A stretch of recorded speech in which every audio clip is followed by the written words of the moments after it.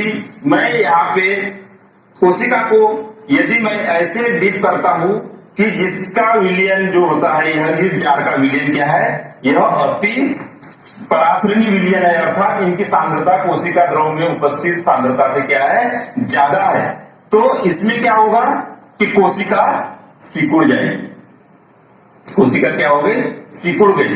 तो मतलब क्या हुआ कि इसका जो पानी है वह क्या हो गया, बाहर चला गया। क्यों बाहर चला गया, क्योंकि पानी की सांद्रता कोशिका द्रव में ज्यादा है तथा पानी जो अति परासरी विलयन है उसमें पानी की मात्रा क्या है, पानी की सांद्रता यहाँ पे कम है। तो पानी अधिक सांद्रता से कम सांद्रता की ओर जा रहा है। इसमें भी पानी दोनों तरफ जाने के लिए यहाँ पे स्वतंत्र होता है, लेकिन जितनी मात्रा में अंदर आ रहा है पानी उससे कई ज्यादा मात्रा में वह बाहर जा रहा है। तो उसका रिजल्ट क्या होता है कि कोशिका सिकुड़ गई। तो इसको बोलते हैं हम बाह्य परासरण। क्या बोलते हैं, बाह्य परासरण, परासरण, बाह्य परासरण। तो चीज क्लियर हो रही है क्या कि यहां पे पानी अधिक सांद्रता से, पानी के अणु क्या हो रहे हैं, अधिक सांद्रता से कम सांद्रता की ओर, कम सांद्रता की ओर क्या कर रहे हैं, गति कर रहे हैं,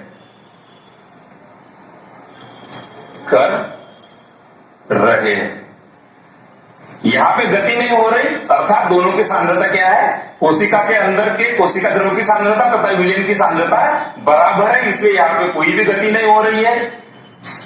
ठीक है, यहां पे कोई भी गति तो हो रही है, लेकिन जितनी मात्रा में अंदर जा रहा है पानी उतनी मात्रा में बाहर निकल रहा है। तो यहाँ पे कोई परिवर्तन नहीं हो रहा, गति तो हो रही है क्योंकि पानी कोशिका के अंदर तथा बाहर जाने के लिए स्वतंत्र होता है। अर्थात यह जो अर्धपारगम्य झिल्ली होता है इसमें पानी अंदर तथा बाहर जा सकता है, लेकिन डिपेंड करता है कि वह किस प्रकार के विलयन में वह कोशिका है।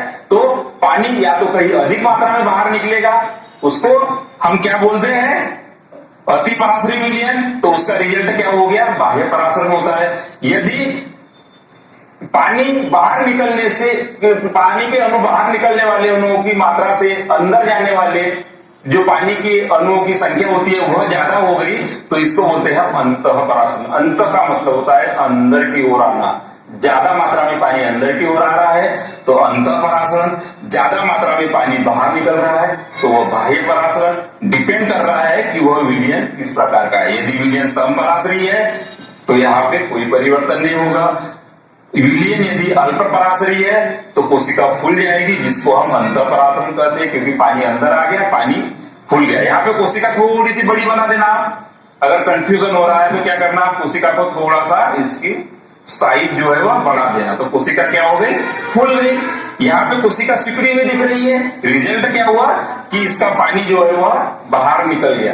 तो यह हो गया है। इस प्रकार से हम आप परासरण को क्या हो गया, डिफाइन कर सकते हैं कि यहाँ पे क्या परिवर्तन हो रहे हैं। यहाँ पे तीनों भी जगह अलग अलग हमें क्रियाएं यहाँ पे देखने को मिल रही है। ऐसा विलयन जिसकी सांद्रता अधिक है तो वह इस प्रकार से बाह्य परासरण हो गया, यहाँ पे अंतः परासरण हो गया। अब हम डिफाइन कर सकते हैं कि परासरण वास्तव में होता क्या है।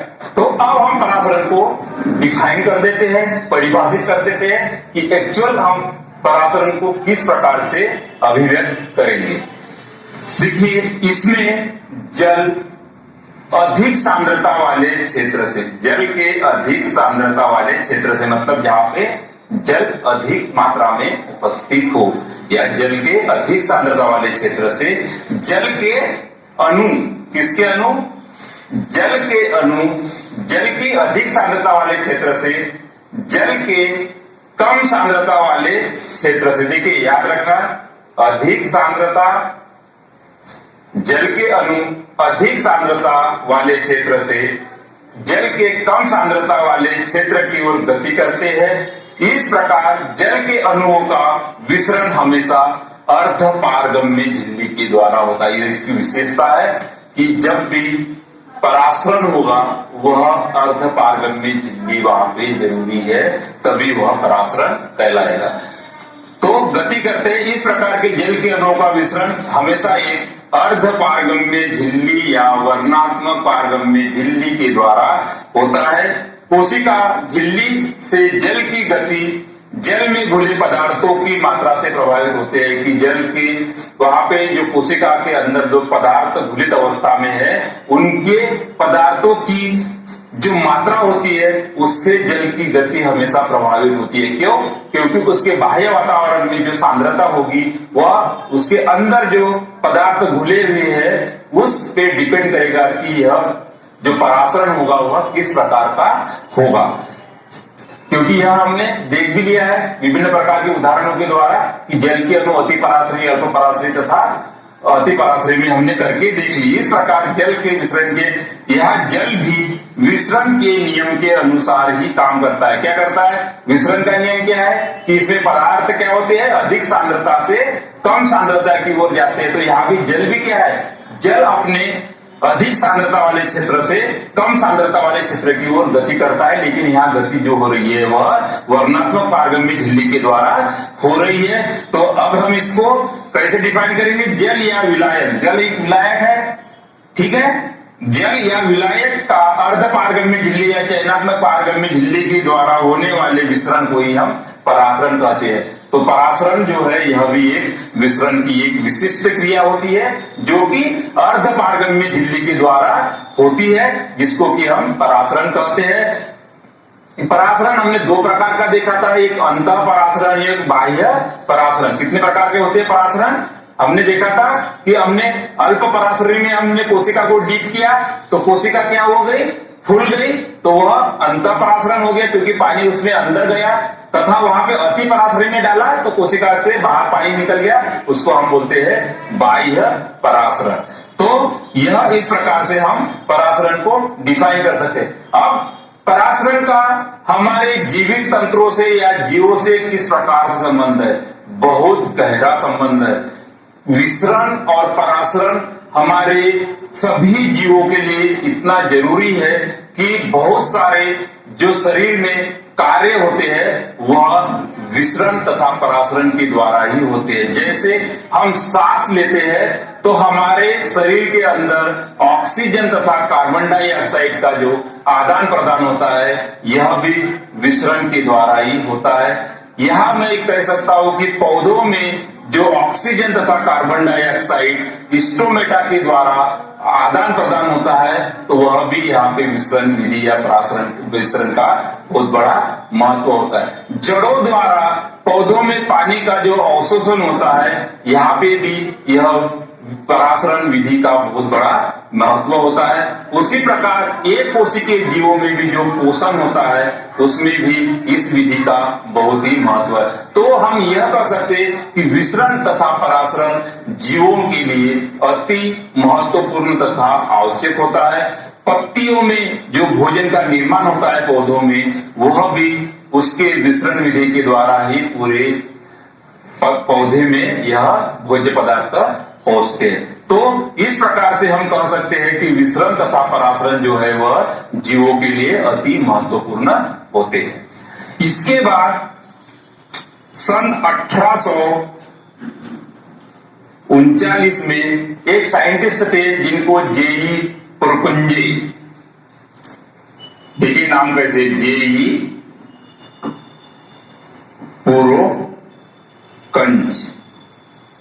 इन्होंने सबसे पहले हमें जो कोशिका के अंदर जो तरल पदार्थ पाया जाता है जो कि जैविक पदार्थ होता है, इन पदार्थों को इन्होंने सबसे पहले जीव द्रव्य नाम दिया। क्या नाम दिया? जीव द्रव्य। ये महत्व की बात है कि जो जीव द्रव्य नाम दिया है इन्होंने दिया जेई पुरकुंज ने। सबसे पहले इन्होंने जैविक जो पदार्थ होता है जो कि दानेदार अर्धतरल प्रकार का पदार्थ होता है जो कि कोशिका का आधार पदार्थ होता है, या तो मैं ये बोल सकता हूं कि यह जीवन का आधार होता है जीव द्रव्य। इन्होंने सबसे पहले इनको जीव द्रव्य या प्रोटोप्लाज्म नाम दिया। इसके बाद दो वैज्ञानिक थे यह दो वैज्ञानिक बॉटनिस्ट थे। यहाँ पे बात करूं कि 1838 और 1839 की यह बात है कि इन दोनों ने तब इन्होंने क्या यम सिडलन तथा टी स्वान, यम स्लिडन और टी स्वान, यह दो वैज्ञानिक है और इन्होंने कोशिका सिद्धांत का प्रतिपादन किया। क्या किया? कोशिका सिद्धांत। कोशिका सिद्धांत क्या होता है? इन्होंने सबसे पहले बताया कि कोई भी जीव हो, चाहे पौधे हो या पादप हो, सभी कोशिका के बने होते हैं तथा कोशिका जो होती है वह जीवन की मूलभूत इकाई होती है। तो यह सिद्धांत कोशिका सिद्धांत कहलाता है। यह कोशिका संरचनात्मक और क्रियात्मक इकाई होती है। तो यह सबसे पहले इन्होंने कोशिका सिद्धांत का प्रतिपादन किया। अब विचरो ने इनके काम को और आगे बढ़ाया। विचरो एक साइंटिस्ट थे, 1855 की बात है। कब की? 1855। अब यहाँ पे इलेक्ट्रॉनिक माइक्रोस्कोप की खोज हो चुकी थी। इन्होंने सारे संरचनाओं की गहराई से अध्ययन किया और इन्होंने जो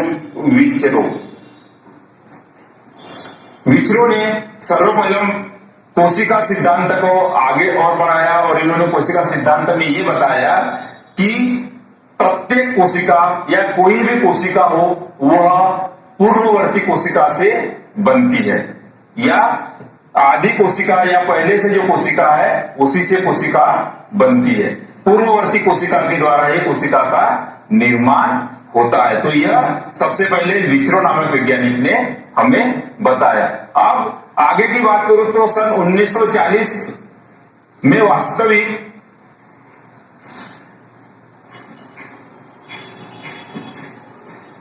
इलेक्ट्रॉन